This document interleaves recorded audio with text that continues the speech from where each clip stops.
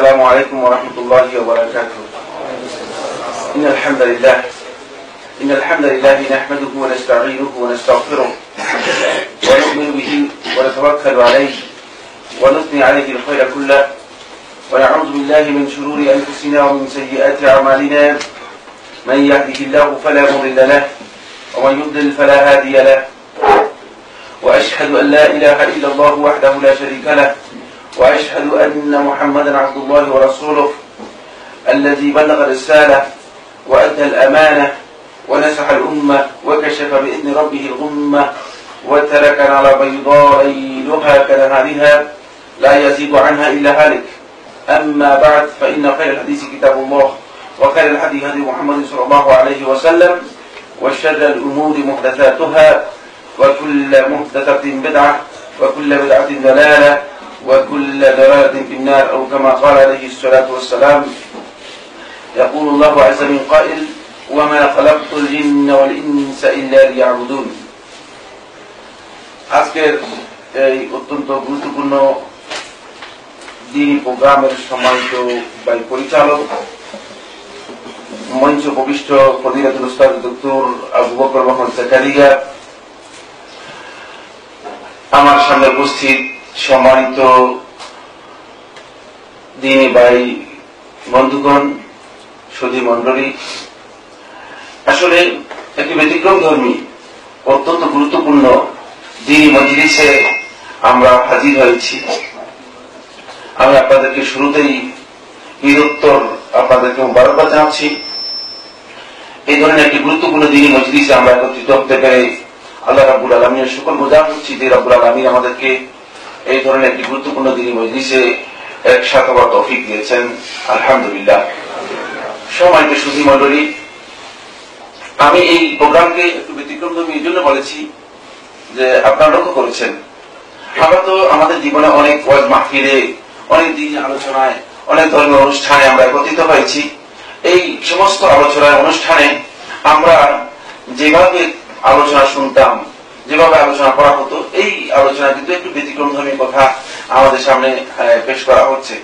এবং এই বিষয়গুলোর মধ্যে কিছু বিষয় অনেকের কাছে, হয়তো সবার কাছে নয়, অনেকের কাছে কিছু কিছু বিষয় মনে হচ্ছে একটু নতুন, একটু ভিন্ন মাত্রার মনে হচ্ছে, একটু ভিন্ন স্টাইলের মনে হচ্ছে। বিষয়গুলো কিন্তু নতুন নয়, যে বিষয়গুলো উপস্থাপন করা হচ্ছে সেগুলো খুব নতুন বিষয় ব্যাপারটি এমন নয়, বিষয়গুলো অনেক পুরাতন। কিন্তু এগুলো আমাদের চর্চা না থাকার কারণে, এই বিষয়গুলো আমাদের কাছে আলোচনা না হওয়ার কারণে এগুলো মানে আমাদের কাছে অপরিচিত হয়ে গিয়েছে, আননোন হয়ে গিয়েছে।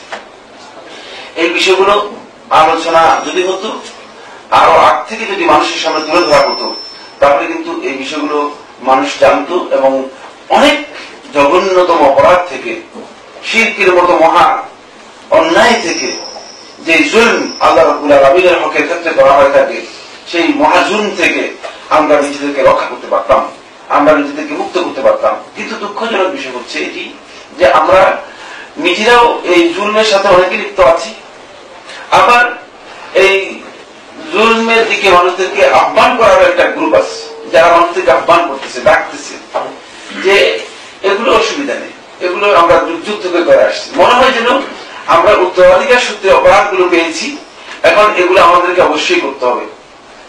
অপরাধ এর উত্তরাধিকারী সূত্র নেই, সম্পদের উত্তরাধিকারী সূত্র হতে পারে, কিন্তু অপরাধ যদি প্রমাণিত হয়, ওয়াজিব হচ্ছে এই অপরাধ থেকে নিজেকে দূরে সরিয়ে নেওয়া।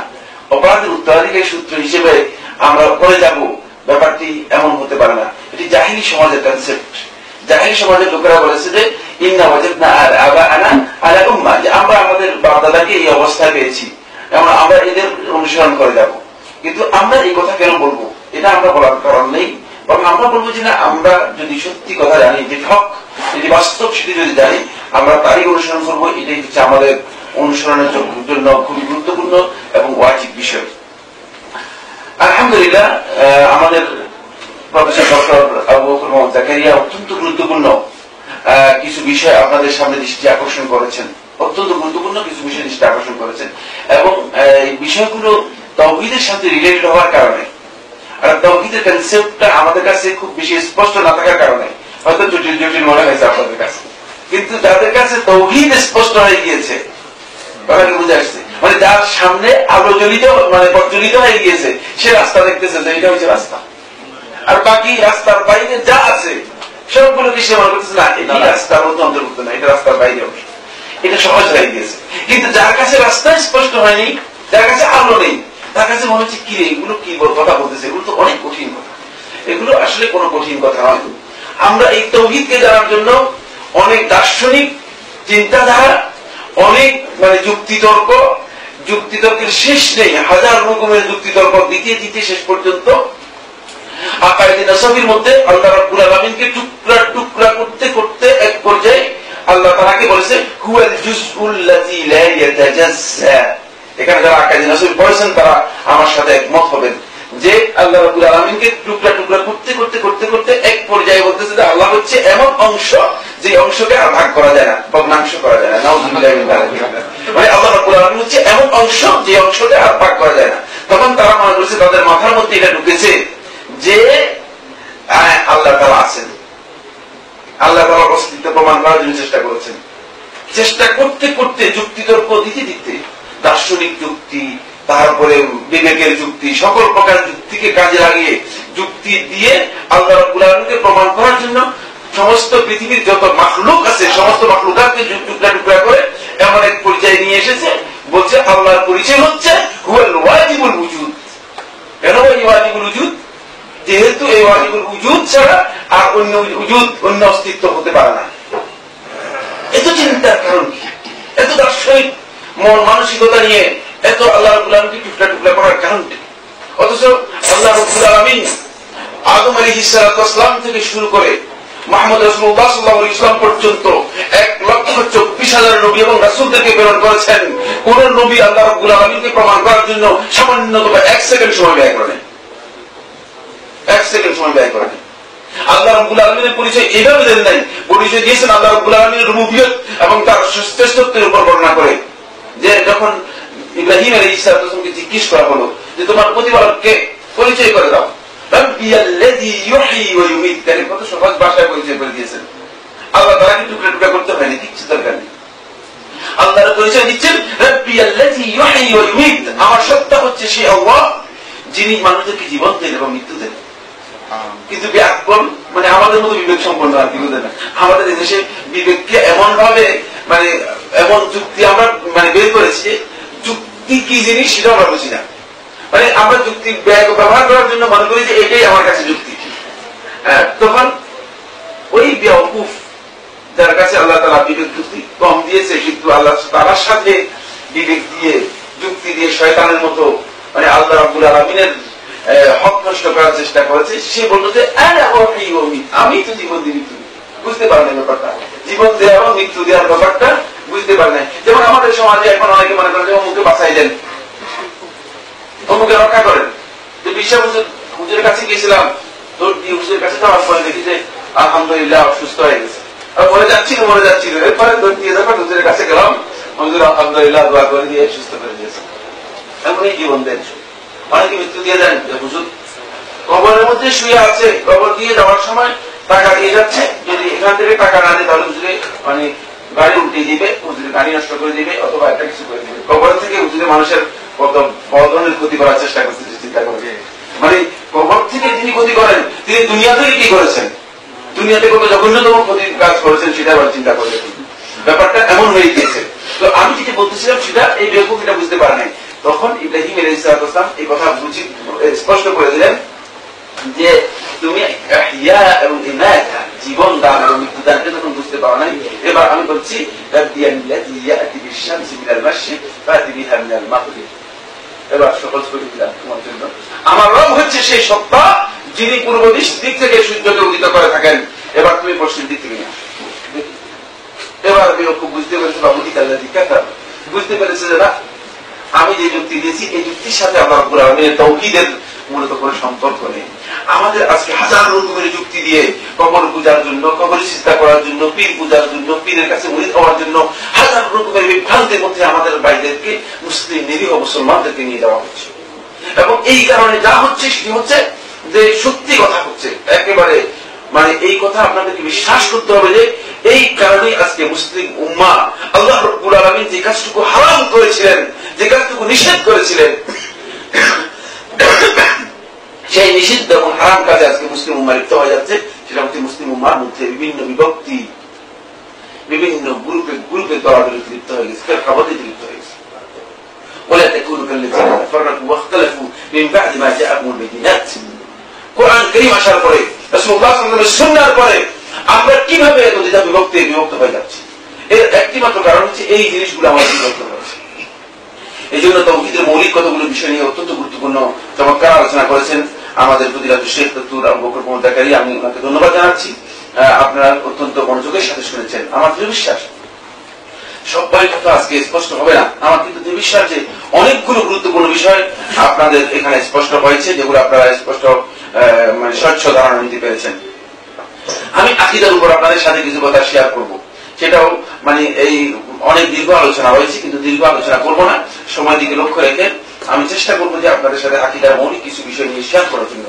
এটা এই জন্য শেয়ার করবো যে আসলে আমাদের এখানে ফজিলতের আলোচনা হয়, ইবাদতের আলোচনা হয়, মানে বিভিন্ন জিকির আজকালের আলোচনা হয়, হালকা জিকির ভারী জিকিরের আলোচনা হয়, এই সব কিছু আমাদের সমাজের মধ্যে ব্যাপক আলোচনা হয়। কিন্তু মৌলিক যে বিষয়ের উপর নির্ভর করে আপনার হালকা জিকির, ভারী জিকির, মানে যত জিকির আছে, যত ইবাদত আছে, সবকিছু মৌলিক যে বিষয়ের উপর নির্ভর করে সেটি হচ্ছে আকীদা, সেটি হচ্ছে মূল কনসেপ্ট, মানে মূল বিষয়। কিন্তু এই বিষয় সম্পর্কে আলোচনা হয়, এই বিষয় সম্পর্কে আলোচনা। এমনকি মসজিদগুলোতে আপনি দেখবেন জুমার খুতবা থেকে আরম্ভ করে ঈদের খুতবা পর্যন্ত প্রত্যেকটি আলোচনার মধ্যে যেমন নামাজের ফজিলত, ইবাদতের ফজিলত, দোয়ার ফজিলত, তারপরে মানে দাওয়াত খাওয়ানোর ফজিলত, যেহেতু যেগুলি ইমাম সাহেবদের খুব বেশি প্রয়োজন সেগুলোকে ওনারা খুব হাইলাইট করেন, মানে দাওয়াত খালি কত কত ফজিলত রয়েছে, মানে এগুলো সবচেয়ে বেশি ইম্পর্টেন্ট, সেগুলো গুরুত্ব দিয়ে আলোচনা করা হয়ে থাকে। কিন্তু যারা আজকে আকীদাই না ঠিক নেই এবং আকীদার বিষয়ে যদি তার আলোচনা না করা হয়ে থাকে, তাহলে তার এই ফজিলত দিয়ে কোনো লাভ হবে কিনা। আমার এক বন্ধু যখন আমি প্রস্তুত দিচ্ছিলাম, তখন আমাদেরকে টেলিফোন করে বলেন, সাইফুল্লাহ ভাই, ফজিলতের হাদিসগুলো আলোচনা করার সময় তো আপনাদের ওয়াজিব হচ্ছে একটি, সেটি হলো যে এই ফজিলত কার জন্য সেটা বলে দেওয়া দরকার। এইভাবে তো এই লোকেরা কবরে চিন্তা করতেছে, লোকেরা পীরের বাড়ি গিয়ে চিন্তা করতেছে, পীরের জন্য মান্নত করতেছে, পীরের জন্য গরু নিয়ে চলে যাচ্ছে, পীরের মানে কবরে গিয়ে গরু জবাই করতেছে। সেখানে আপনি ওই সমস্ত লোকদেরকে শুধু তা করতেছে তা নয়, মানুষ মানে নিজেরা কতগুলো মানে লোহা অথবা কতগুলো পিলার ইটের তৈরি করে, মানে সেটা নাম দিচ্ছে সৌধ, বুঝতে আসছে কিনা, এই সৌধ সেই সৌধ হাজার সৌধ, সেগুলোর মধ্যে ফুল দিচ্ছে। আর আপনি বলতেছেন এদেরকে ফজিলতের কথা, মানে এই ফজিলত দিয়ে আপনার লাভটা কি? এই লোকদের এই ফজিলতের লাভটা কি? ফজিলত তো তখনই আসবে যখন তার ঈমান আছে, ফজিলত যখনই আসবে যখন সে শিরক মুক্ত আছে, ফজিলত তখনই আসবে যখন সে সত্যিকার মানে তাওহীদের উপর প্রতিষ্ঠিত আছে। কিন্তু ওমাইকুন আতারু বিল্লাহি ইল্লা হুম মুশরিকুন, এই আয়াতের কথা বলেছেন, কিন্তু আয়াতের মূল কনসেপ্টটা হচ্ছে এই, মানে আয়াতটা সরাসরি অর্থ করলে যে অর্থ দাঁড়ায়, কিন্তু এর মূল কনসেপ্টটা হচ্ছে এটা, সেটা হলো আমাদের মধ্যে মুসলমানদের মধ্যে অধিকাংশ লোক মুশরিক, এটা হচ্ছে মূল কনসেপ্ট। আয়াতটা যে অর্থ করলে যেটা সে অর্থ করেছেন, কিন্তু মানে মূল কনসেপ্টটা হচ্ছে এই আয়াতের, এই যে মুসলমানদের মধ্যে অধিকাংশ লোক মুশরিক। সুবহানাল্লাহ। তাহলে আমরা কত বিশাল সমস্যার মধ্যে আছি।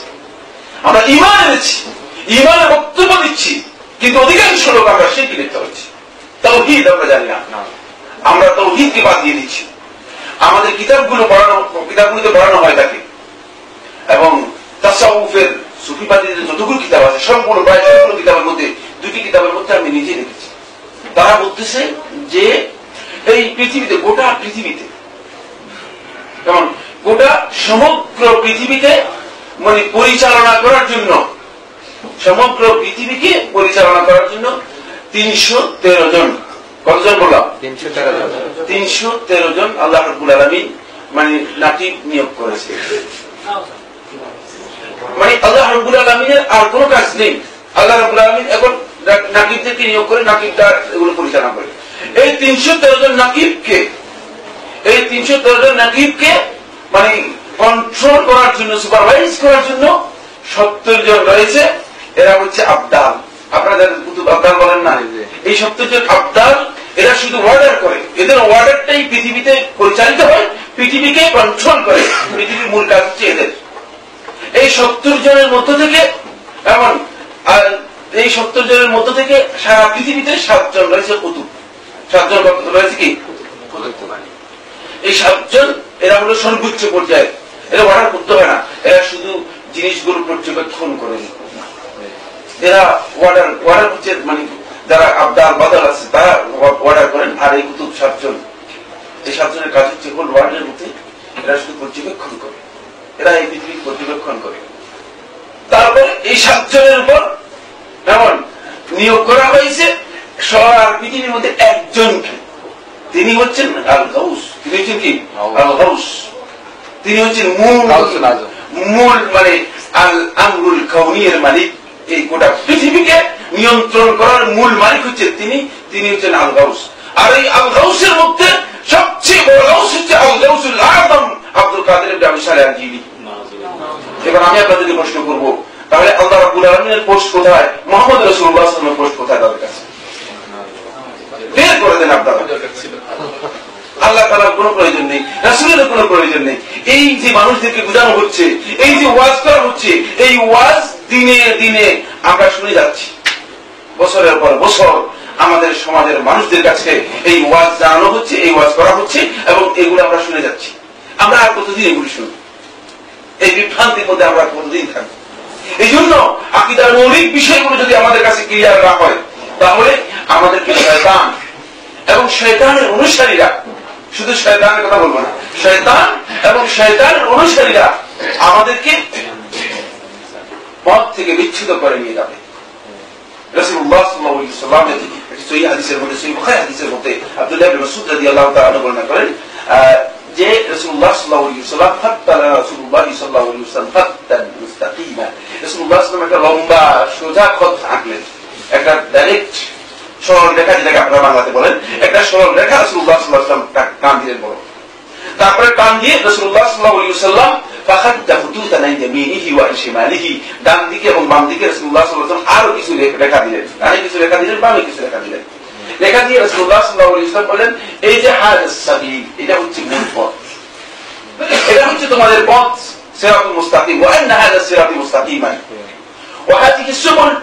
আর এগুলো হচ্ছে ওই মানে পথ, ডান বামে যে সুবুলের কথা বলা হয়েছে, অতিরিক্ত পথ সেগুলো।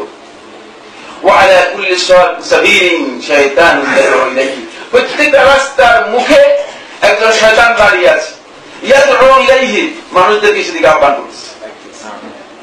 এখন আমি আর আপনি বুঝে গেছি যে শয়তান দাঁড়িয়ে আছে। শয়তান কোথায় দেখলেন? কোন শয়তান তো দেখি না। শয়তান বলতে আপনারা হয়তো বুঝেছেন যে ইবলিস শয়তানের কথা বলা হয়েছে। এখানে শয়তান হচ্ছে ওই ব্যক্তি, আমার মতো আপনার মতো মানুষ, মাথায় পাগড়ি দিয়ে, লম্বা দাড়ি রেখে, লম্বা জুব্বা পরে রাস্তায় রাস্তায় দাঁড়িয়ে আছে, আর আমাদেরকে ডান দিকে আর বাম দিকে নিয়ে যাচ্ছে। যিনি ডান দিকে চলে গেছেন তিনি আর কিয়ামত পর্যন্ত হয়তো সরল রাস্তা আসতে পারবে না, যিনি বাম দিকে চলে গেছেন তিনি হয়তো কিয়ামত পর্যন্ত আবার সরল রাস্তা আসতে পারবে না, বিচ্যুত করে নিয়ে যাচ্ছে। আর এই শয়তানরা হচ্ছে এই বিভিন্ন জায়গায় জায়গায় দেখতেছেন যে যে সমস্ত দরবার খুলে বসে আছে, দরগা খুলে বসে আছে, সেগুলি খানকা খুলে বসে আছে, মানুষদেরকে এভাবে বিভ্রান্ত করে নিয়ে যাচ্ছে, ডানে নিয়ে যাচ্ছে, বামে নিয়ে যাচ্ছে, মানুষদেরকে বিভিন্ন বিভ্রান্তি দিকে নিয়ে যাচ্ছে। আমরা হয়তো মনে করতেছি শয়তান মনে হয় ইবলিস শয়তান, না, ইবলিস শয়তান ছাড়াও ইবলিস শয়তানের দোসররা আজকে সমাজের মধ্যে কাজ করতেছে, আকীদাগত বিভ্রান্তি আমাদের মধ্যে ব্যাপক করে দিয়েছে। ফলে এখন হক কথা যদি মানুষের সামনে বলা হয়, মানুষ মনে করে এটাই সবচেয়ে নতুন কথা, এটাই সবচেয়ে নতুন কথা। আরে কবর পূজার বিরুদ্ধে বলতেছে, আরে মিলাদের বিরুদ্ধে বলতেছে, আরে তো আপনি সবকিছুর বিরুদ্ধে বলছেন। শেষ পর্যন্ত আপনি তো সবকিছুর বিরুদ্ধে বলছেন, আপনি কিসের পক্ষে বলতেছেন?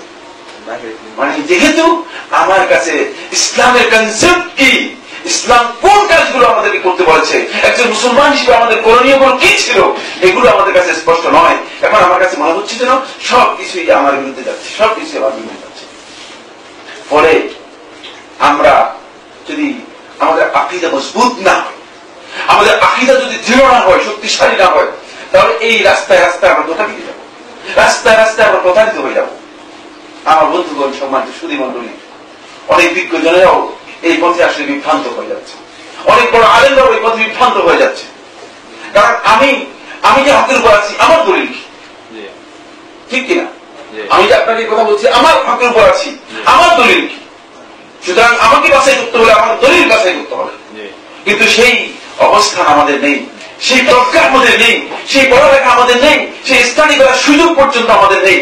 সেক্ষেত্রে আমরা বিশাল বিভ্রান্তির মধ্যে রয়েছি। এই জন্য আমাদের এই পথগুলো বাড়ি দিতে হলে আমাদেরকে অবশ্যই আকীদার যে মৌলিক বিষয়গুলো রয়েছে, যেগুলো না জানলেই হয়, যেগুলো একজন মুসলমানকে অবশ্যই জানতে হবে, না জানলে তার ঈমান রক্ষা পাবে না, সেগুলো অবশ্যই আমাদের আলোচনা হওয়া দরকার। এই জন্য আমি মনে করেছি যে আজকে আকীদার বিষয়ের উপর আমি আপনাদের সামনে কিছু কথা আলোচনা করব। মানে যেগুলো তাওহীদের বিষয়ে আলোচনা হয়ে গিয়েছে, এগুলোর পাশাপাশি আরো কয়েকটি পয়েন্টে আমি আপনাদের সাথে আলোচনা করার, শেয়ার করার জন্য চেষ্টা করবো। আল্লাহ রাব্বুল আলামিন আমাদেরকে তৌফিক দান করুন। প্রথম যে বিষয়টি আমি আলোচনা করবো সেটি হচ্ছে এই উম্মাতের যে পরিস্থিতি আমরা আজকে লক্ষ্য করছি, এটাও রাসূলুল্লাহ সাল্লাল্লাহু আলাইহি ওয়াসাল্লাম যেহেতু কিয়ামত পর্যন্ত আগত উম্মতের জন্য রাসূল হিসেবে প্রেরিত হয়েছেন, এর মাঝে আর কোন রাসূল গোলাম মাহমুদ মির্জা গোলাম আহমদের মতো কেউ আসবে নাকি? যদি শয়তানরা, ইসলামের দুশমনরা মানে মুসলমানদেরকে প্রতারিত করার জন্য পরিকল্পিত ভাবে যুগে যুগে সময় সময় কয়েকজনকে নবী বানিয়ে দিয়েছে, তার মধ্যে একজন হচ্ছে মির্জা গোলাম আহমদ কাদিয়ানী। তাকে নবুয়তের টুপি তার মাথায় পরিয়ে দিয়েছে ইংরেজরা, ইংরেজ বেনিয়ারা তার মাথায় এই টুপি পরিয়ে দিয়েছে মুসলমানদেরকে ধ্বংস করে দেওয়ার জন্য। টার্গেট ছিল কি বলতে পারবেন কিনা আপনারা? টার্গেট ছিল একটাই, সেটা হচ্ছে জিহাদকে নট করে দেয়া। এবং গোলাম আহমদ যখন এই নবুয়ত লাভ করলো, নবুয়ত লাভ করে তার সর্বপ্রথম ওহী হচ্ছে যে আল্লাহ রাব্বুল আলামিন আমার কাছে, নাউযুবিল্লাহি মিন যালিক, আল্লাহ রাব্বুল আলামিন আমার কাছে ওহী প্রেরণ করেছে। আল্লাহ তাআলা বলছেন যে এই উম্মত থেকে আমি জিহাদকে উঠাই নিলাম। বুঝতে পেরেছেন তো ব্যাপারটা? যে উদ্দেশ্যে তাকে নবুয়ত দেওয়া হয়েছে, সেই উদ্দেশ্যের কথা একেবারে স্পষ্ট নগ্নভাবে মানুষের সামনে বলে দিল। যাই হোক, সেদিকে আমরা আলোচনা যাব না। কিন্তু আমি যেটি বলতেছিলাম সেটি হলো, এমনটি না করে কিয়ামত পর্যন্ত আগত গোটা উম্মতের জন্য একমাত্র নবী এবং রাসূল হচ্ছেন মুহাম্মদ রাসূলুল্লাহ সাল্লাল্লাহু আলাইহি ওয়াসাল্লাম। সুতরাং কিয়ামত পর্যন্ত মানুষের যত অবস্থা হবে সব বিষয়ে রাসূলুল্লাহ সাল্লাল্লাহু আলাইহি ওয়াসাল্লাম হেদায়েত দিয়ে গেছেন কিনা? জি না, আপনাদের সন্দেহ আছে? জি না, এখন হেদায়েত দিয়ে গেছেন। উম্মতের যে পরিস্থিতি তৈরি হবে, উম্মত যে বিভিন্ন ফিরকায় বিভিন্ন বিষয়ে উম্মত যে বিচ্ছিন্ন বিক্ষিপ্ত হয়ে যাবে। আবু দাউদের একটি riwayat-এর মধ্যে রাসূলুল্লাহ সাল্লাল্লাহু আলাইহি ওয়াসাল্লাম ইরশাদ করেন, এবং ইফতারাকাতিল ইয়াহুদ ওয়ান নাসারা ইলা 71 ফিরকা।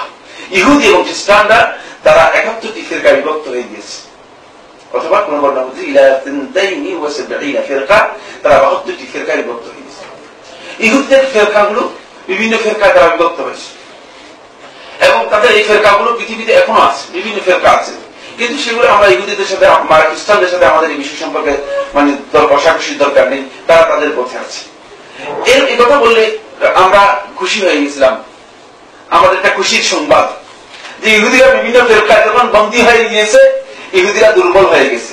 খ্রিস্টানরা যখন বিভিন্ন ফেরকা বন্দী হয়ে গিয়েছে, খ্রিস্টানরা দুর্বল হয়ে গিয়েছে। এটা আমরা বুঝতে পেরেছি, ঠিক কিনা? এই হাদিস থেকে আমাদের একটা খুশির সংবাদ আছে।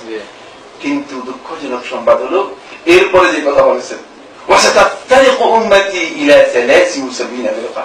আর আমার এই উম্মত 73টি ফিরকায় বিভক্ত হয়ে যাবে। নাউযুবিল্লাহ। আবার কঠিন কথা বলে দিলেন রাসূলুল্লাহ সাল্লাল্লাহু আলাইহি ওয়াসাল্লাম, আমার উম্মত 73টি ফিরকায় বিভক্ত হয়ে যাবে। কত ভয়ঙ্কর কথা আল্লাহ রাসূল সাল্লাল্লাহু আলাইহি ওয়াসাল্লাম আমাদেরকে জানালেন।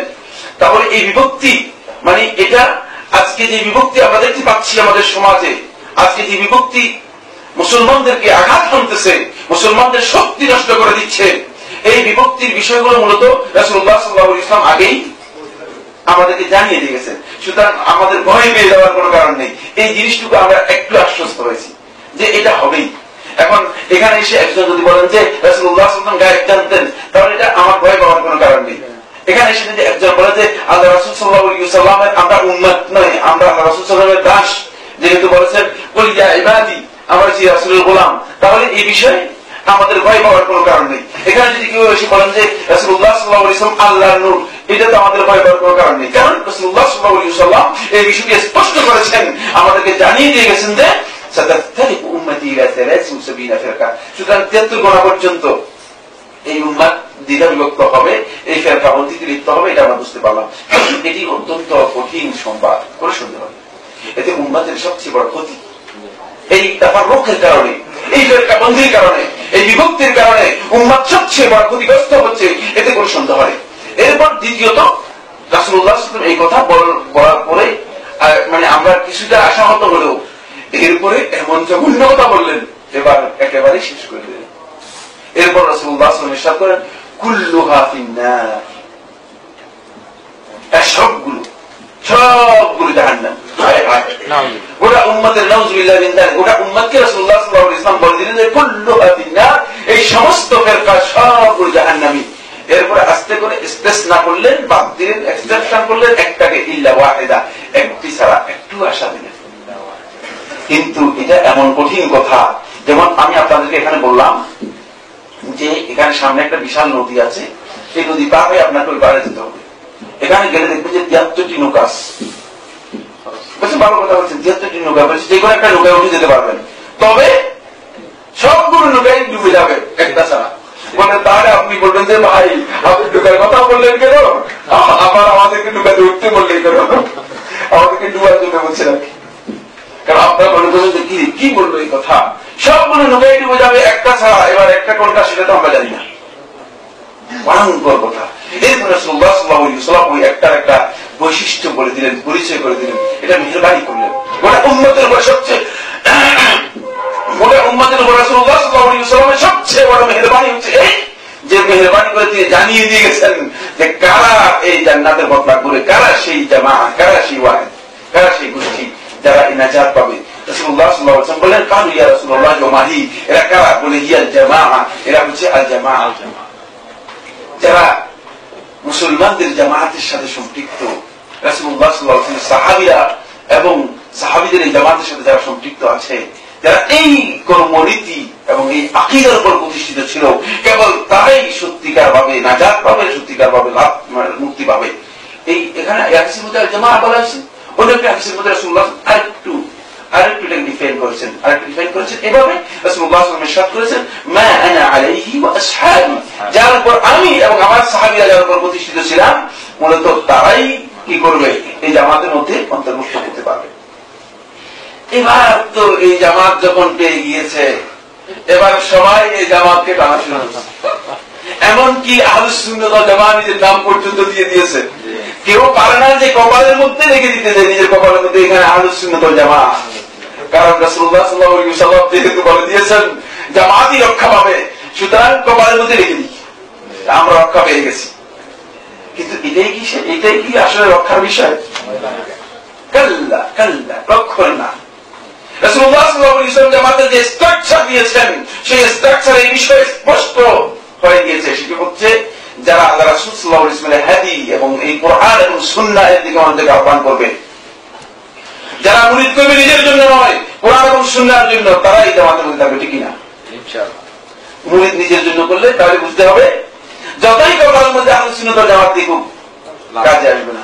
যারা নিজের পকেটের জন্য মানুষদেরকে দাওয়াত করবে না, দাওয়াত করবে কোরআন এবং সুন্নাহর জন্য। যারা মানুষদেরকে আহ্বান করবে কোরআন এবং সুন্নাহর জন্য, যারা মানুষদেরকে বক্তব্য দিবে কোরআন এবং সুন্নাহর ভিত্তিতে, যারা মানুষের সাথে কথা বলবে কোরআন এবং সুন্নাহর ভিত্তিতে, তারাই কেবলমাত্র কি পাবে, নাজাত পাবে। আর যুক্তি নিয়ে আসবে, কোরআন এবং হাদিস বাদ দিয়ে আপনাদেরকে বলিয়ম বই ধরিয়ে দিবে, বলবে যে এই বইয়ের সকাল এবং সন্ধ্যা 2 বার তাজকিরা করেন, এই ওজিফা দিলাম, এই ওজিফা সারা জিন্দেগি পড়েন, পুরা জীবনের জন্য এই ওজিফা, আর মৃত্যুর সময় আমি যেটা লিখে দিলাম সার্টিফিকেট, এটা কবরের মধ্যে দিয়ে দিবেন, ফেরেশতার সাথে আমি একটু নেগোশিয়েট করে নিব। তাহলে বুঝতে হবে কোনো সন্দেহ নেই, যদিও নিজের নামের মধ্যে আহলে সুন্নাত ওয়াল জামাত লিখে রাখুক, কোনো সন্দেহ নেই এরা আহলে সুন্নাত ওয়াল জামাতের মধ্যে অন্তর্ভুক্ত হতে পারবে না। আমার সম্মানিত সুধী মণ্ডলী, এখানেই আমরা বুঝতে পেরেছি যে মূলত আকীদার গুরুত্ব কত বেশি। মূলত রাসূলুল্লাহ সাল্লাল্লাহু আলাইহি ওয়াসাল্লাম এই যে কনসেপ্টটা দিয়েছেন, এই যে বক্তব্যটা দিয়েছেন, যার উপর ভিত্তি করে আত-তাইফাতুন মানসুরা, আল্লাহ রাব্বুল আলামিনের পক্ষ থেকে তাদেরকে সাহায্য দেওয়া হবে, যে গোষ্ঠীকে আল্লাহ রাব্বুল আলামিন আত-তাইফাতুন নাজিয়া, যাদেরকে নাজাত দেওয়া হবে, যারা মুক্তি লাভ করবে কিয়ামতের দিন কঠিন সময়। তাদের যে পরিচয় দিয়েছেন রাসূলুল্লাহ সাল্লাল্লাহু আলাইহি ওয়াসাল্লাম, তাদের যে বৈশিষ্ট্যের কথা বলেছেন রাসূলুল্লাহ সাল্লাল্লাহু আলাইহি ওয়াসাল্লাম, এই বৈশিষ্ট্যের মূল ভিত্তি হচ্ছে দুটি, একটা হচ্ছে আকীদা, আর একটা হচ্ছে মানহাজ। একটা হচ্ছে আকীদা, একটা হচ্ছে কি মানহাজ।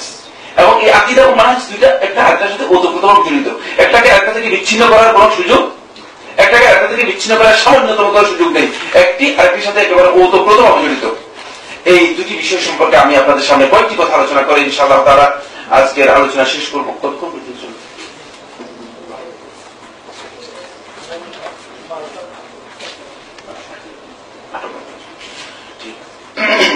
আমার সম্মানিত সুধী মণ্ডলী, আমি প্রথমে যে বিষয়টি আলোচনা করবো সেটি হচ্ছে আকীদার প্রয়োজনীয়তার উপর আমাদের যে দৃষ্টি আকর্ষণ করেছি। আমার মনে হচ্ছে যেন এই কথাটুকুই যথেষ্ট, আকীদার প্রয়োজনের জন্য এই কথাটুকুই যথেষ্ট। কিন্তু তারপরে এখানে আমাদের এখানে সর্বমোট 5টি পয়েন্ট রয়েছে। আমি একটা পয়েন্ট আলোচনা করব, সেটি হচ্ছে আকীদাকে প্লিজ একটু দৃষ্টি আকর্ষণ করছি আমাদের, যাদের মানে টেলিফোন গুলো অন আছে সেগুলো সাইলেন্ট করে রাখলে একটু মেহরবানি করে ভালো হয়।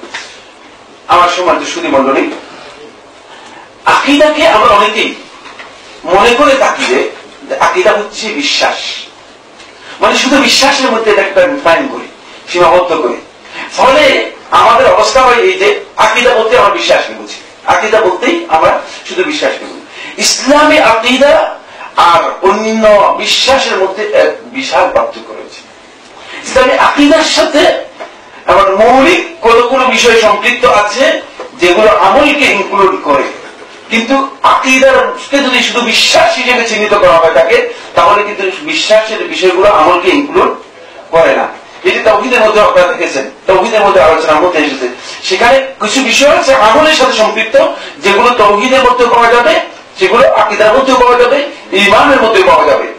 কিন্তু আকীদাকে শুধু বিশ্বাস হিসেবে চিহ্নিত করার পরে আমাদের সমাজের একজন বুদ্ধিজীবী, জ্ঞানী, ইসলামী চিন্তাবিদ, ইসলামের উপর গবেষণা করেন, তারা আকীদাকে বিশ্বাস রেখে বিশ্বাসের যত সংজ্ঞা আছে, মানে বিশ্বাসের যত দিক আছে, সেগুলো নিয়ে আলোচনা শুরু করেছেন এবং তাদের আলোচনাটা আকীদা থেকে বিশ্বাসে চলে গিয়েছে। কিন্তু এটা সবচেয়ে বড় রং, সেটা হলো এই আকীদা নিছক বিশ্বাস নয়, শুধু বিশ্বাস নয়। আমি যদি শুধু বিশ্বাসের উপর নির্ভর করে থাকি যে আল্লাহ এক, কিন্তু আল্লাহ রাব্বুল আলামিনের তাওহীদের আর কোন পয়েন্ট যদি আমি বাস্তবায়ন না করি, তাহলে আমার এই বিশ্বাসটুকুর কোনো মূল্য নেই। ইসলামে আকীদার মধ্যে এই বিশ্বাসটুকুর কোনো মূল্য নেই। এই কারণে কোন ব্যক্তি যদি ঈমান আনার পরে এমন কোন আমল করে যে আমলের কারণে ঈমান তার কি হয়ে যাবে, বিনষ্ট হয়ে যাবে, তাহলে ইসলামী আকীদার মধ্যে তার ঈমান থাকবে কিনা? ইসলামী আকীদার মধ্যে ঈমান থাকবে না। কিন্তু অন্যান্য আকীদার মধ্যে, মানে ইসলাম ধর্ম ছাড়া অন্য ধর্ম অবলম্বী যারা আছে, তাদের আকীদার মধ্যে মানে এই আকীদাটা শুধু নিছক বিশ্বাস, আকীদাটা নিছক বিশ্বাস। যেহেতু আকীদার মধ্যে আমলগুলোকে তারা ইনক্লুড করেনি, একত্রিত করেনি, সন্নিবেশিত করেনি। কিন্তু এখানে আমি যে পয়েন্টে আলোচনা করবো সেটি হচ্ছে আকীদা বিশ্বাসের সাথে সম্পৃক্ত বিষয়, তাই বিশ্বাস মানব জীবনের জন্য যেমনি ভাবে অপরিহার্য অংশ, আকীদাও মানব জীবনের জন্য একটি অপরিহার্য অংশ। কথা বুঝতে পেরেছেন কিনা? আকীদাটা বিশ্বাসের সাথে সম্পৃক্ত, কারণ বিশ্বাসের মৌলিক যে দিকগুলো আছে সবগুলো আকীদার মধ্যে আসতেই হবে। আর বিশ্বাস মানব জীবনের জন্য একটি অপরিহার্য বিষয়। মানুষ বিশ্বাস ছাড়া বাঁচতে পারবে? আপনি পারবে কিনা? কখনো পারবে না। আপনি বিশ্বাস ছাড়া প্রতিদিন টিকতে পারবেন না। এবং আপনি এখন আমাকে মানে মনে করেন আমি আপনার কাছে ঋণ চাইলাম, বললাম যে আমাকে 5,000 টাকা ঋণ দেন। এখন আপনি আমাকে এই যে ঋণ দিবেন, আমি ফেরত দিতে পারি, নাও দিতে পারি, ঠিক না? এখন আপনি আমাকে বেশি বিশ্বাস করতে হবে যে এই লোক আমাকে ফেরত দিবে। সেগুলো দেখেছি মোটামুটি কথাবার্তা ভালো লোক, মনে হয় ফেরত দিবে, তাহলে এখানে বিশ্বাস করতে হবে। জীবনের অনেকগুলো ক্ষেত্রে আমাদেরকে কি করতে হবে? বিশ্বাস করতে হবে। তো বিশ্বাস যদি আমি না করি, তাহলে কিন্তু আমার জীবন চলবে না। আপনি এখন ঢাকা থেকে চলে আসছেন, ঢাকাতে আপনার স্ত্রী পরিজন রেখে আসছেন, এখন আপনি কি স্ত্রী পরিজনকে দেখতেছেন, তাদেরকে বিশ্বাস করে আসছেন যে বাসায় থাকবে, তারা ভালো থাকবে, সালামত থাকবে। আপনি হয়তো মানে মনে মনে সন্দেহ করতে পারেন, নাউজুবিল্লাহ আমার স্ত্রী কোনো অন্য লোকের সাথে চলে যাচ্ছে কিনা, কিন্তু এই চিন্তা করার কোন সুযোগ নেই। কারণ বিশ্বাসের উপর আমরা একটা বড় ধরনের ভিত্তি আমাদের রয়েছে, এই ভিত্তিটুকু আমরা বিশ্বাসের উপর করে থাকি। এই জন্য আকীদা হচ্ছে জীবনে বিশ্বাসের সাথে সম্পৃক্ত বিষয়। বিশ্বাস যেমনি ভাবে মানব জীবনের জন্য অপরিহার্য, জীবনের প্রত্যেকটি ক্ষেত্রে বিশ্বাস যেমনি অপরিহার্য বিষয়, ঠিক আকীদাও আমাদের জন্য এমনি একটি অপরিহার্য বিষয়। এই আকীদা যদি আমাদের ঠিক না থাকে, তাহলে আমাদের বিশ্বাস কি থাকবে না? ঠিক থাকবে না। আমরা প্রথম যে পয়েন্টটি, সেই পয়েন্টটি আলোচনা করলাম। এরপরে আমি শুধু আপনি বিশ্বাসের উপর 5টা পয়েন্টের মধ্যে একটি পয়েন্ট আলোচনা করলাম, সেটি হচ্ছে যে বিশ্বাস একেবারে অপরিহার্য বিষয়। আর ইসলামের মধ্যে বিশ্বাসটাকে আরো বেশি অপরিহার্য করা হয়েছে এই জন্য যে ইসলামের মধ্যে এমন কতগুলো বিষয় রয়েছে যেগুলো মানে একেবারে যেগুলো প্রত্যেকটি পয়েন্টই মূলত বিশ্বাস ছাড়া মানে পরিপূর্ণ হতে পারে না। যেমন ইমানিয়াতে যে পয়েন্টগুলো আছে, ইমানের 6টি রকম, কয়টি রকম রয়েছে? ইমানের 6টি রকম রয়েছে। এই 6টি রকমের মধ্যে একটি রকম বিশ্বাস ছাড়া সম্পূর্ণ হওয়া সম্ভব নয়। প্রথম পয়েন্ট হচ্ছে আল ঈমান বিল্লাহ, আল্লাহ রাব্বুল আলামিনের উপর ঈমান আনবেন। আমরা আল্লাহ তাআলাকে দেখছি? আল্লাহ রাব্বুল আলামিন সম্পর্কে আমাদের কোনো জ্ঞান আছে? আল্লাহ তাআলা কোনো কিছু সম্পর্কে বলতে পারবো? সবটাই মূলত বিশ্বাসের সাথে সম্পৃক্ত বিষয়। এরপর রাসূলুল্লাহ সাল্লাল্লাহু আলাইহি ওয়াসাল্লাম, রাসূলের উপর ঈমান আনা। রাসূলের উপর ঈমান আনা, রাসূলের উপর ঈমান আনার অর্থ হচ্ছে রাসূলের উপর, রাসূলকে ব্যক্তিগতভাবে ঈমান আনা নয়। রাসূলের উপর ঈমান, রাসূল মা জাআ বিহি মিনাল্লাহ সুবহানাহু ওয়া তাআলা, আল্লাহ রাব্বুল আলামিনের পক্ষ থেকে রাসূল সাল্লাল্লাহু আলাইহি ওয়াসাল্লাম যা নিয়ে এসেছেন সেগুলো সবগুলো আমরা বিশ্বাস করতেছি। কিন্তু রাসূলুল্লাহ সাল্লাল্লাহু আলাইহি ওয়াসাল্লাম জিবরিল আমিন এসে যে ওহী নিয়ে আসছেন, আমরা কি এগুলো দেখছি কিছু, বা এগুলো কিছু বলতে পারবো? এগুলো সবগুলোই বাধ্যতামূলক বিষয়, ঈমানের সাথে সম্পৃক্ত বিষয়। আর এই বিশ্বাসের এই মৌলিক বিষয়গুলো মূলত একটা ইউনিক বিষয়। এখানে আরেকটি পয়েন্ট আলোচনা করবো। বিশ্বাসটা এমন একটা ইউনিক বিষয় যে এই ইউনিক বিষয়ের কোথাও যদি কোনো কারণে বিঘ্নিত হয়, ক্ষুদ্র একটি পয়েন্টও যদি বিঘ্নিত হয়, তাহলে আপনার ঈমান পুরাটাই নষ্ট হয়ে যাবে, আপনার আকীদা পুরাটাই ধ্বংস হয়ে যাবে, আপনার আকীদার আর কিছুই থাকবে না। এই ইউনিক বিষয়টা কিভাবে বুঝাবো? যেমন আমাদের বাংলা গণিতের মধ্যে দেখবেন 6 থেকে 1 বিয়োগ দিলে কত হয়? 5। 6 থেকে 1 বিয়োগ দিলে 5। খুব সহজ হিসাব, সহজে আমরা এটা গণিত করতে পারলাম। কিন্তু আমি যে গণিতের কথা আলোচনা করতেছি, এই গণিতে 6 থেকে 1 বিয়োগ দিলে 0। বুঝে আসছে কিনা? 6 থেকে 1 বিয়োগ দিলে 0 হয়ে যাবে। মানে কোন কারণে যদি ঈমানিয়াতের সামান্যতম কোনো একটি অংশে আপনার কোন সমস্যা হয় ঈমানের সাথে সম্পৃক্ত বিষয়ের সাথে, তাহলে আর একেবারে 0 হয়ে যাবে, ঈমান আর থাকবেই না, তার ঈমান বিনষ্ট হবে, তার ঈমান বিনষ্ট হয়ে যাবে। নামাজের মধ্যে যদি কোনো কারণে, নামাজ ভঙ্গের কোনো কারণ যদি কোনো কারণে হয়ে যায়, নামাজ কি অর্ধেক ভাঙবে না পুরোটা ভাঙবে? নামাজ পুরোটা ভেঙে যাবে। ঠিক অনুরূপ ভাবে ঈমান ভঙ্গের যে কারণগুলো রয়েছে, এগুলোর মধ্যে যেগুলো একটি কারণ যদি কোনো কারণে হয়ে যায়, তাহলে পুরো ঈমান তার কি হয়ে যাবে? বিনষ্ট হয়ে যাবে। সেকেন্ড পয়েন্ট আমরা আলোচনা করবো, সেটি হচ্ছে ইসলামী আকীদার প্রয়োজনীয়তা। আমরা আকীদার কথা আলোচনা করেছি, ইসলামী আকীদার মধ্যে কিছু পার্থক্য রয়েছে, সেটা আমরা আলোচনা করি নাই। আকীদাটা মূল কনসেপ্ট, মূল বিষয়, বুঝে আসছে? মানে অন্তরের বদ্ধমূল ধারণার সাথে নির্ভর করে মানুষের যে কাজ, এই সবগুলোকে আকীদা বোঝায়। কনসেপ্টে মানে ওয়াইড কনসেপ্ট হচ্ছে আকীদার এটি। এমনি শর্ট কনসেপ্ট হচ্ছে যেটা, সেটা হলো অন্তরের বদ্ধমূল বিশ্বাস, যেটা আমি বলেছি, যেটা অন্যান্যরা যেভাবে মানে আকীদার সংজ্ঞায়িত করেছেন। কিন্তু ইসলামী আকীদার প্রয়োজনীয়তার ক্ষেত্রে আমাদেরকে একটি বিষয় স্পষ্ট করে, এখানেও আমরা 5টা পয়েন্ট আলোচনা করেছি, কিন্তু 5টা পয়েন্ট আলোচনা করবো না, সময়ের কারণে আমি সবগুলো এক পয়েন্টে আলোচনা করে মানে মূল আলোচনার দিকে আরেকটু কিছু কথা বলবো। 1 নম্বর পয়েন্ট যেটি, সেটি হলো ব্যক্তির উপর সর্বপ্রথম এবং সর্বশ্রেষ্ঠ ফরজ ও হক। মুআয বিন জাবাল রাদিয়াল্লাহু তাআলা বলেন, সহিহ বুখারী ও মুসলিম হাদিস, রাসূলুল্লাহ সাল্লাল্লাহু আলাইহি ওয়াসাল্লাম থেকে মুআয বিন জাবাল রাদিয়াল্লাহু তাআলা বর্ণনা করেন, তিনি বলেন, কুনতু রাদিফান নবী সাল্লাল্লাহু আলাইহি ওয়াসাল্লাম আলা হিমার, আমি রাসূলুল্লাহ সাল্লাল্লাহু আলাইহি ওয়াসাল্লামের পেছনে আরোহী ছিলাম গাধার। আপনি একটু চিন্তা করেন, আল্লাহ রাসূল সাল্লাল্লাহু আলাইহি ওয়াসাল্লাম সাহাবীরা রাসূলুল্লাহ সাল্লাল্লাহু আলাইহি ওয়াসাল্লাম কিভাবে সফর করেছেন, কোন অবস্থায় ছিলেন, সেটা পর্যন্ত বর্ণনা করে দিচ্ছে। কুনতু রাদিফান নবী সাল্লাল্লাহু আলাইহি ওয়াসাল্লাম আলা হিমার, আমি রাসূলুল্লাহ সাল্লাল্লাহু আলাইহি ওয়াসাল্লামের পেছনে আরোহী ছিলাম গাধার উপর। এরপর বলতেছেন, فقال لي رسول الله صلى الله عليه وسلم আমাকে বললেন, ইয়া মুআয, এ মুআয, আতাদরি মা হাক্কুল্লাহি আলাল ইবাদ ওয়া মা হাক্কুল ইবাদি আলা আল্লাহ। এ মুআয, তুমি কি জানো যে মা হাক্কুল্লাহি আলাল ইবাদ, বান্দাদের উপর আল্লাহর হক কি, আর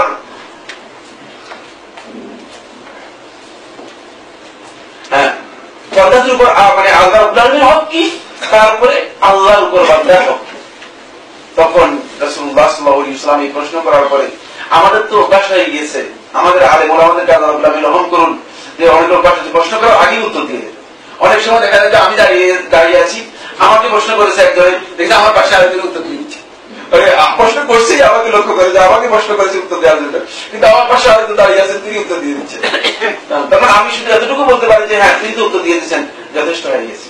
আর এছাড়া আমি বলতে পারি না। কারণ কি, আমরা এত উত্তর দেওয়ার জন্য এত অস্থির হয়ে যায় কেন? এই কারণটা কি? আমাদের আইন মানি মনে যে উপচে পড়ছে আসলে হচ্ছে এটাই, যে আসলে আমরা না জেনে মনে করি যে নিজে অনেক বড় বুদ্ধি, না জেনে মনে করি যে অনেক বড় বুদ্ধি। আবু দারদা রাদিয়াল্লাহু তাআলা যিনি বলেছিলেন আলাইকুম সালাতু ওয়া সালাম, ঠিক না? এইখানে আমরা এখন প্রথম বিগতের মধ্যে আছি, জ্ঞানের প্রথম বিগতে যারা আছে তাদের অবস্থা হয় এই। তো আমি যদি বলতেছিলাম, আমি সেদিকে যেতে পারবো না খুব দ্রুত। রাসূলুল্লাহ সাল্লাল্লাহু আলাইহি ওয়াসাল্লাম মুআয বিন জাবাল রাদিয়াল্লাহু তাআলা প্রশ্ন করেন, আতাদরি মা হাকুল্লাহি আলাল ইবাদ ওয়া মা হাকুল ইবাদি আলাল্লাহ? ক্বালা আল্লাহু ওয়া রাসূলুহু আ'লাম। দেখেন সাহাবীদের আখলাক কি। আল্লাহ রাসূল সাল্লাল্লাহু আলাইহি ওয়াসাল্লাম সাহাবী কিভাবে বললেন, আল্লাহু ওয়া রাসূলুহু আ'লাম, আল্লাহ এবং তার রাসূলই ভালো জানেন। এরপর রাসূলুল্লাহ সাল্লাল্লাহু আলাইহি ওয়াসাল্লাম বলেন, হাকুল্লাহি আলাল ইবাদ আন ইয়াবুদুহু ওয়া লা ইউশরিকু বিহি শাইআ। আল্লাহ রাব্বুল আলামিনের হক হচ্ছে বান্দার উপর আন ইয়াবুদুহু, আল্লাহ রাব্বুল আলামিনের ইবাদত করবে, ওয়া লা ইউশরিকু বিহি শাইআ, আল্লাহ রাব্বুল আলামিনের সাথে কোনো কিছুকে শিরক করবে না। এক কথাকে এটাকে যদি সংক্ষেপ করি, সেটা হচ্ছে শিরক মুক্ত ইবাদতই হচ্ছে আল্লাহ রাব্বুল আলামিনের হক বান্দার উপর। এইজন্য এটা হচ্ছে আকীদা, হচ্ছে মূলত বান্দার উপর সবচেয়ে বড় হক। আর এটি বড় হক কেন? আউজাবুল ওয়াজিবাত, সবচেয়ে বড় ওয়াজিবাত, যদি এই পরিভাষা শুদ্ধ হয়, সকল ফরজের বড় ফরজ হচ্ছে এই আকীদা, এই তাওহীদ, যার উপর নির্ভর করছে আপনার সমস্ত আমল গ্রহণযোগ্য হবে কি হবে না। সারা রাত জেগে আপনি যে তাহাজ্জুদ পড়েছেন, এই তাহাজ্জুদ আল্লাহ রাব্বুল আলামিন গ্রহণ করবে কি করবে না। সারা রাতের একটা গভীর বিরাট অংশ জেগে আপনি রোজা রেখে সারাদিন তারাবিহ সালাত আদায় করেছেন, এটা কষ্টের বিষয় না? কোনো সন্দেহ নেই। কিন্তু এই তারাবিহ আল্লাহ রাব্বুল আলামিনের কাছে গ্রহণযোগ্য হবে কি হবে না নির্ভর করতেছে কিসের উপর? আপনার এই তাওহীদের উপর, এই আকীদা পরিশুদ্ধির উপর। এটা হচ্ছে সবচেয়ে বড় ফরজ, এটা আমাদেরকে জানতে হবে। এরপর আমি যে বিষয়টি আলোচনা করবো সেটি হচ্ছে মানুষের দুনিয়াতে হিদায়াত।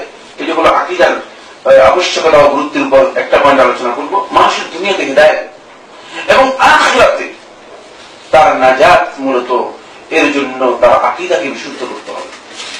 তার আমলকে বিশুদ্ধ করার আগে তার আকীদাকে বিশুদ্ধ করতে হবে।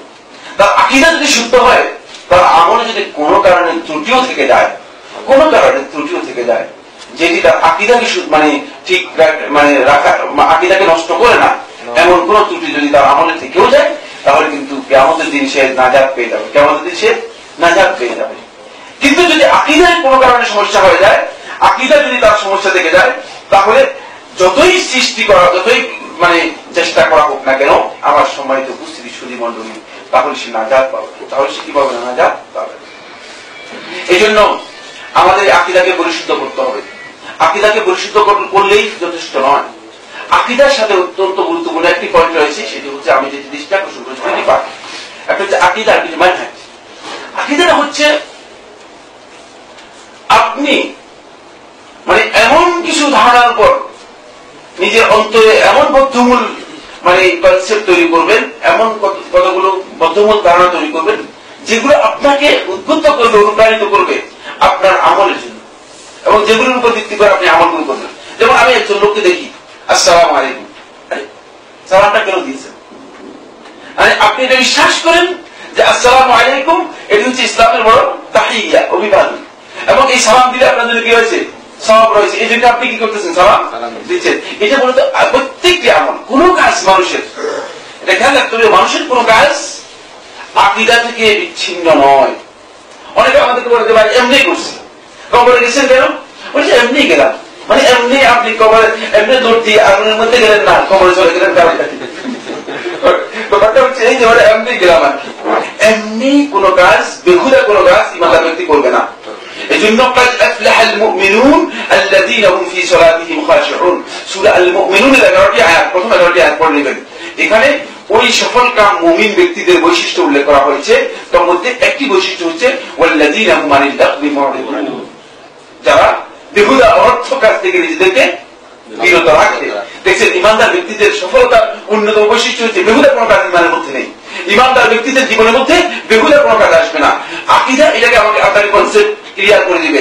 আপনার ধারণা যদি এটা হয় যে বেহুদা কাজ, তাহলে আপনি সেটা করবেন না।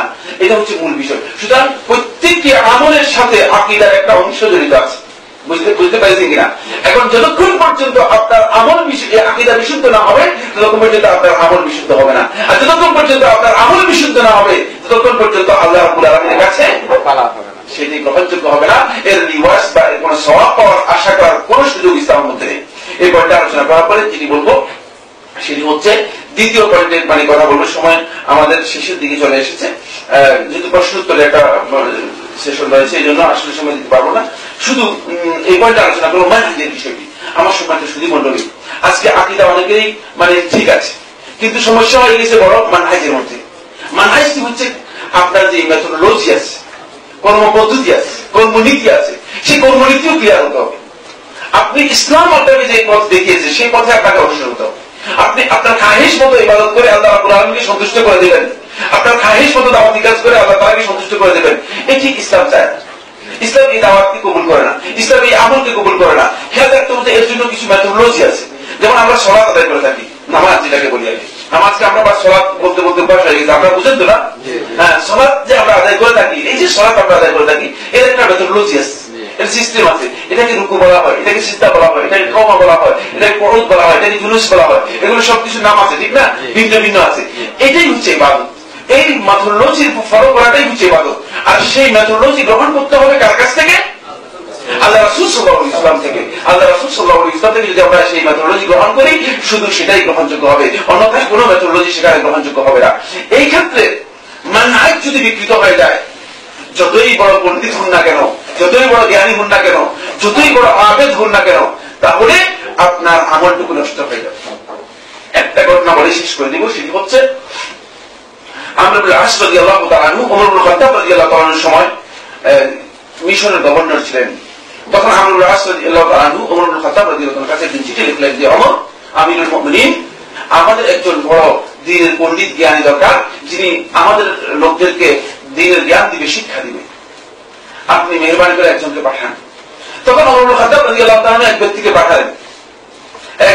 পাঠালেন, পাঠিয়ে তার সাথে একটা চিঠি লিখে দিলেন। ওমর রাদিয়াল্লাহু তাআলা চিঠি লিখে দিলেন এমন ভাবে যে আমর ইবনে আসের কাছে, গভর্নরের কাছে, যে লাকাদ আসারতুহু আলা নাফসি, যে আমি আর এই ব্যক্তিকে আমার নিজের উপর প্রাধান্য দিয়েছি। মানে বুঝা গেছে, কথাটা বুঝতে পেরেছেন? মানে তার মর্যাদা এবং গুরুত্ব এত বেশি উল্লেখ করেছেন যে আমার চেয়েও আমি মনে করি যে সে আমার তোমার কাছে যোগ্য ব্যক্তি, এই জন্য আমি তাকে দ্বীনের ব্যাপারে তোমার কাছে পাঠালাম, দ্বীন শিক্ষা দেওয়ার জন্য। যখন তোমাদের কাছে আসবে তখন তোমরা তার জন্য একটা ঘর নির্মাণ করবে, যেখানে লোকেরা তার কাছে এসে সসম্মানে তাকে সম্মান দিয়ে লোকেরা দ্বীন শিক্ষা করবে। এত বড় পণ্ডিতের কাছে এসে দ্বীন শিক্ষা করবে। ওই ব্যক্তিকে পাঠালেন, তিনি সেখানে দ্বীন শিক্ষা দিতেন। কত বড় পণ্ডিত, তাকে ওমর ইবনে খাত্তাব রাদিয়াল্লাহু তাআলা আনহু তার সময়ে নির্বাচিত করে আল্লাহ রাসূল সাল্লাল্লাহু আলাইহি ওয়াসাল্লাম মদিনা থেকে তাকে কোথায় পাঠিয়েছেন? মিশরে পাঠিয়েছেন। তিনি সেই ব্যক্তি, এই ব্যক্তি সেই ব্যক্তি, যে ব্যক্তি আল্লাহ রাসূল সাল্লাল্লাহু আলাইহি ওয়াসাল্লামের সবচেয়ে কাছের মানুষ, আল্লাহ রাসূল সাল্লাল্লাহু আলাইহি ওয়াসাল্লামের জামাতা আলী ইবনে আবি তালিবকে হত্যা করেছে। সে হচ্ছে আব্দুর রহমান ইবনে মুলজিম। এবার বুঝতে পেরেছেন যে কোথায় আকীদার কোনো সমস্যা নেই, আমলের কোনো সমস্যা নেই, কিন্তু মানহাজটা বিকৃত হয়ে গেছে। পরবর্তী সময়ে সে মানহাজ বিকৃত হয়ে গেছে। যারা খারেজি ছিল, ওই খারেজিদের মধ্যে অন্তর্ভুক্ত হয়ে গিয়ে আব্দুর রহমান ইবনে মুলজিম সেই ব্যক্তি, ওই একই ব্যক্তি যাকে রাসূলুল্লাহ ওমর ইবনে খাত্তাব রাদিয়াল্লাহু তাআলা আনহু মিশরে লোকদেরকে দ্বীন শিক্ষা দেওয়ার জন্য প্রেরণ করেছিলেন। কিন্তু আকীদা যখন বিকৃত হয়ে গেল, মানহাজ যখন বিকৃত হয়ে গেল, তখন দেখা গেল যে সেই সবচেয়ে নিকৃষ্ট ব্যক্তি, যেই আল্লাহ রাসূল সাল্লাল্লাহু আলাইহি ওয়াসাল্লামের জামাতা, ইসলামের চতুর্থ খলিফা, খোলাফায়ে রাশিদিনের একজন আলী ইবনে আবি তালিবকে হত্যা করেছে। এবার বুঝতে পেরেছেন মানহাজটা আকীদার সাথে খুবই ইম্পর্টেন্ট, আকীদার সাথে খুবই গুরুত্বপূর্ণ বিষয়। যাদের মানহাজ সহিহ হয়নি, আকীদা সহিহ হওয়ার পরেও তারা ইসলামের মধ্যে বিভ্রান্তি তৈরি করবে।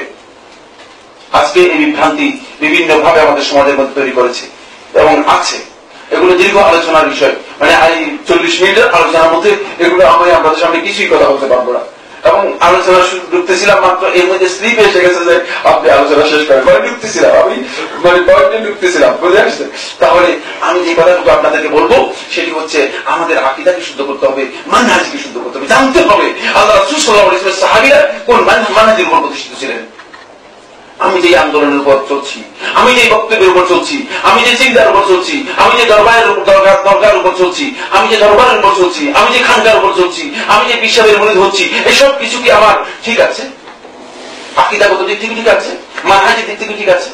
এটাকে ওকে করে নেওয়ার জন্য আপনাকে আসতে হবে 3টি বৈশিষ্ট্য, 3টি মূলনীতির উপর, মূল ভিত্তির উপর। এই 3টি মূল ভিত্তি আমি আপনাদেরকে বলছি। 1 নম্বর মূল ভিত্তি হচ্ছে যেটা আকীদার মূল ভিত্তি, সহিহ আকীদার মূল ভিত্তি। 1 নম্বর হচ্ছে তাওহীদ। তাওহীদ সব ক্ষেত্রে ঠিক থাকতে হবে। তাওহীদকে লঙ্ঘন করে কোথাও আপনি মানে আপনার আকীদা ঠিক আছে, আমল ঠিক আছে, এই চিন্তা করার কোনো সুযোগ নেই। খেয়াল রাখবেন, তাওহীদ লঙ্ঘিত হবে, সেখানে কোন ধরনের আকীদা তালাশ করার সুযোগ নেই, সেখানে কোন ধরনের সওয়াবের সুযোগ নেই, কিচ্ছু সুযোগ নেই। এবং কি আল্লাহ সুবহানাহু ওয়া তাআলা এই কাজকে এত বেশি ঘৃণা করেন যে পৃথিবীতে আল্লাহ রাব্বুল আলামিনের কাছে সবচেয়ে ঘৃণিত আমল হচ্ছে যেটা তাওহীদকে যারা নষ্ট করেছে, এর বিপরীত হচ্ছে কি? শিরক। এর বিপরীত হচ্ছে শিরক। এবং এই শিরকই মূলত আমরা আগেই বলেছি যে অধিকাংশ লোক আমরা নিমজ্জিত আছি। কারা অধিকাংশ তারা জানি না, একজন একজন করে নির্দিষ্ট করার দরকার নেই, কিন্তু অধিকাংশ বুঝে আসছে। যেহেতু কোরআনে কারীমে আল্লাহ তাআলা বলেছেন, এটাকে অবিশ্বাস করার কোনো সুযোগ নেই, কিন্তু কোরআনে কারীমে আল্লাহ তাআলা বলেছেন, তাই খেয়াল রাখতে হবে, আমাদেরকে সবাই করতে হবে। দ্বিতীয় নম্বর মূল ভিত্তি হচ্ছে তাওহীদের সাথে সুন্নাহর অনুসরণকে ওয়াজিব করে দিতে হবে। সুন্নাহর অনুসরণ। আর আমাদেরকে প্রশ্ন করে, লাস্ট আমার প্রোগ্রাম যারা দেখেন এনটিভিতে, লাইভ প্রশ্ন উত্তরের মধ্যে লাস্ট রমজানের শেষ দিনের শেষ রাত্রে যে প্রোগ্রাম, একজন প্রশ্ন করেছে যে আবু হানিফা রাহমাতুল্লাহর বক্তব্য আর রাসূলুল্লাহ সাল্লাল্লাহু আলাইহি ওয়াসাল্লামের বক্তব্য কোনটা আমি গ্রহণ করব? ইমানদাররা আজকে এই প্রশ্ন করে, বিসমা ইয়ামুরুকুম ঈমানুকুম, তোমাদের ঈমান কতই নিকৃষ্ট যে এই প্রশ্ন করতে পারো। ইমানদার আজকে এই প্রশ্ন করে। তুমি কোন আলেমের কথা বলে নাই যে কোন ব্যক্তির বক্তব্য আল্লাহ রাসূল সাল্লাল্লাহু আলাইহি ওয়াসাল্লাম বক্তব্য সমকক্ষ হতে পারে। আল্লাহ রাসূল সাল্লাল্লাহু আলাইহি ওয়াসাল্লাম বক্তব্য হচ্ছে ওয়াহী, ওমা ইয়ানতিকু আনিল হাওয়া ইন হুয়া ইল্লা ওয়াহয়ুন ইউহা, তিনি ওহীর মাধ্যমে বক্তব্য দেন। কিন্তু আজকে আমরা বিভ্রান্ত হয়ে গেছি, আমরা আজকে এই প্রশ্ন করতেছি, ইমানের পরে। এই জন্য আমি আপনাদেরকে অনুরোধ করবো যে কত বিশাল বিভ্রান্তির মধ্যে আমরা আছি, এটা বোঝার জন্য একেবারেই সহজ একটা উদাহরণ দিয়ে বললাম। এরপরে সর্বশেষ পয়েন্ট যেটি হচ্ছে ইসলামের পূর্ববর্তী সাহাবীদের অনুসৃত পথ পন্থার অনুসরণ করতে হবে। সাহাবীদের পথ, এটা হল 3 নম্বর মূল ভিত্তি, যে মূল ভিত্তির উপর দাঁড়াবো। আপনি আজকে নতুন আমল করতেছেন, সুবহানাল্লাহ, একজন একটা বই লিখেছে, এত বিভ্রান্ত বই আল্লাহর জমি হতে পারে না। গ্লোবাল ঈদ যেটাকে বলা হয়, এর নাম দিয়েছে কি? ডিজিটাল নাম বলতেন গ্লোবাল ঈদ। যে গ্লোবাল ঈদ পেয়েছেন কিনা আপনার নেটে কাজ করে বলতে পারবেন। গ্লোবাল ঈদের উপর একটা বই লিখেছেন, ঠিক আছে? তো বই লিখে এই বইয়ের মধ্যে একজন মানে বইয়ের মধ্যে মুখবন্ধ দিয়েছে, বইয়ের ভূমিকা দিয়েছে। ভূমিকার মধ্যে সে বলেছে যে আপনি এই বই লিখে 1400 বছর পর্যন্ত মুসলমানরা যে বিভ্রান্তির মধ্যে ছিল, সেই বিভ্রান্তি থেকে মুসলমানদেরকে উদ্ধার করেছেন। বর্ণনা 1400 বছর পর্যন্ত মুসলমানরা বিভ্রান্তির মধ্যে ছিল, মুসলিম উম্মাহ। আর তুমি আজকে ভাইজান এসে তুমি মনে করতেছো যে তুমি মানুষদেরকে হেদায়েত দিয়েছো, নাউযুবিল্লাহ মিন যালিক। কিচ্ছু বুঝে না। আল্লাহ রাসূল সাল্লাল্লাহু আলাইহি ওয়াসাল্লাম সাহাবী এবং সাহাবীদের অনুসৃত পন্থাই হচ্ছে মূলত যার উপর আল্লাহ রাসূল সাল্লাল্লাহু আলাইহি ওয়াসাল্লাম সাহাবীরা প্রতিষ্ঠিত ছিলেন। জান্নাতের দুনিয়াতে বিচরণকারী ব্যক্তি জান্নাতে সুসংবাদ পেয়েছেন। কি মনে করেন আপনি? এটা কত বিশাল বিষয়। দুনিয়াতে হাঁটতেছে, চলতেছে, হতে পারে যে কোনো সময় অপরাধ করে ফেলতে পারে, এমন ব্যক্তিকে জান্নাতের সুসংবাদ দেওয়া হয়েছে। ওই ব্যক্তিদের পন্থা অনুসরণ করতে হবে। তাতে তারা কি করেছেন, তারা কি বুঝেছেন, তারা এই চাঁদ দেখা নিয়ে তারা কি বুঝেছেন? তারা কিছু বুঝেন নাই, নতুন করে আমি বুঝে গেলাম। এই জন্য আমি আপনাদেরকে অনুরোধ করবো যে এই 3টি মূল ভিত্তির উপর যদি আমরা প্রতিষ্ঠিত থাকতে পারি, তাহলে আমাদের আকীদা বিশুদ্ধ হবে এবং আমাদের আকীদা সত্যিকার অর্থে আমরা আকীদাকে মজবুত করে ধারণ করতে পারবো। যে আকীদার উপর ভিত্তি করে আমাদের আমলগুলো রচিত হবে এবং যে আকীদার উপর ভিত্তি করে আমরা ইনশাআল্লাহ তাআলা আখিরাতে যে নাজাতের কথা রাসূলুল্লাহ সাল্লাল্লাহু আলাইহি ওয়াসাল্লাম বলেছেন, সেই নাজাত লাভ করতে পারবো। আল্লাহ সুবহানাহু ওয়া তাআলা আমাদের সবাইকে তৌফিক দান করুন। আসলে সময় স্বল্পতার কারণে আমরা মূল কথাগুলো আলোচনা করতে না পারলেও শুধু এই দৃষ্টি আকর্ষণ করতে চাই যে আসুন, এখন আলহামদুলিল্লাহ আপনাদের হাতে নাগালে চলে এসেছে সবকিছু। এখন আর বইপত্র লাগে না। আপনি কম্পিউটারের মধ্যে শুধু মানে একটু ব্রাউজ করলেই আপনি দেখতে পাচ্ছেন বিশাল নলেজ, অনেক বিশাল নলেজ, অনেক জ্ঞানের বিশাল মানে দিগন্ত আমাদের সামনে তুলে ধরতেছে। এই দিগন্তগুলো যাতে করে আমরা মানে যথাযথভাবে কাজে লাগাতে পারি এবং আমাদের জন্য সহজ একটা স্কোপ দেওয়া হয়েছে। islamic.com একটি গুরুত্বপূর্ণ একটা নতুন দিগন্ত আবিষ্কার করেছে, ইসলামী দিগন্ত। এই জন্য এই islamic.com-কে যেভাবে যার যেই শক্তি সামর্থ্য আছে যেভাবে এটাকে সহযোগিতা করার জন্য চেষ্টা করুন। তাদের যে উদ্যোগ রয়েছে সেই উদ্যোগকে স্বাগত জানিয়ে তাদের পিছনে যাওয়ার জন্য চেষ্টা করুন এবং আপনারাও সেখান থেকে উপকৃত হওয়ার জন্য চেষ্টা করুন। আল্লাহ সুবহানাহু ওয়া তাআলা আপনাদের সবাইকে তৌফিক দান করুন। সাল্লাল্লাহু আলা নবিয়িনা মুহাম্মদ ওয়া আলা আলিহি ওয়া আসহাবিহি ওয়া সাল্লাম। প্রশ্নটা দিয়ে গেছে, সময় তো অনেক দিয়ে গেছে, সময় হবে কিনা?